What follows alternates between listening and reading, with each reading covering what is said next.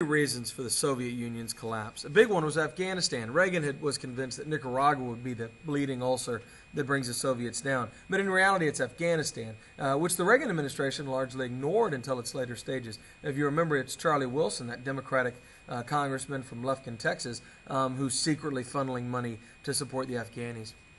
Then you also have the economic collapse of the Soviet satellite states will lead to the downfall of the Soviet Union. And the Soviet people, particularly in the satellites, rising up and fighting back against oppression. A lot of the stress that will ultimately pull it apart is internal. And the transformative figure here, the Times Man of the Year for that year, and actually the Man of the Decade for Time magazine, is Mikhail Gorbachev, who comes to the leadership of the Soviet Union during the 1980s, in 85 actually. Gorbachev proposes some bold new policy initiatives. One is called Glasnost, which means openness, and the other is called Perestroika, which means reform. They begin to introduce limited capitalism into the Soviet Union. And it will be the economic troubles that the Soviet Union is undergoing that will lead to the end of the empire. In 1987, the Soviet is forced to cut spending on its military because it can't maintain its internal politics. In 1989, a series of revolts break out in Eastern Europe in rapid succession. These really began with a Polish revolution. A Polish electrician named Lech Walesa had begun to organize a pro-democracy group in Poland called Solidarity. And they will eventually throw off the Soviet government of Poland.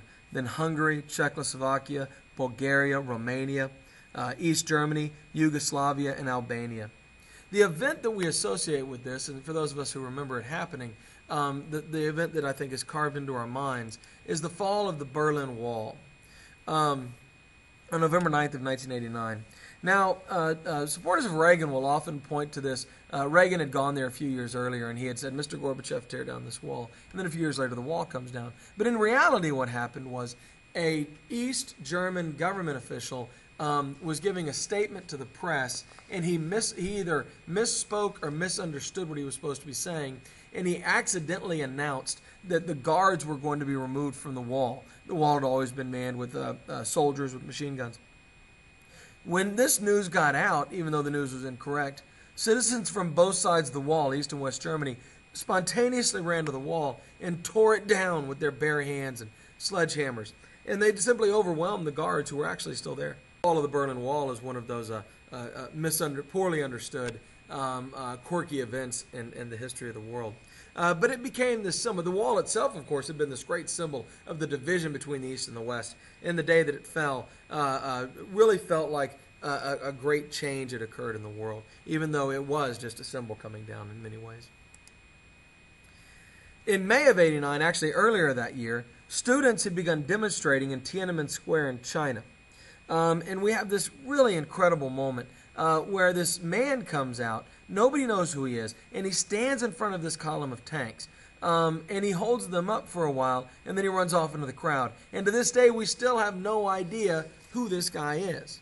Bizarre exploits of Tank Man, as we've come to call him, will be broadcast throughout the world and further lead to this sense that everything is changing very quickly when this guy, this unknown man, stands up to this column of tanks. Unfortunately, he only delays the tanks briefly, and on June 3rd of 1989, the protesters in Tiananmen Square will be brutally crushed, many of them killed by the Chinese government. But China does begin to evolve anyway. They adopt zones of capitalism and begin moving away from a pure communist system to an integrated capitalist communist system. In South Africa, where they had legal segregation, really brutal, horrible segregation that was just a step above slavery, really, called apartheid for generations upon generations. The leader of the anti-segregation forces, Nelson Mandela, who had spent decades locked up in a prison cell, will be released. through international pressure, sanctions and such, the South African government will agree to have free and fair elections, and Mandela's party, the African National Congress, will win the 94 elections, and Mandela will go from a prisoner in a jail cell to being president of South Africa. And really a remarkable moment, a great victory over hate.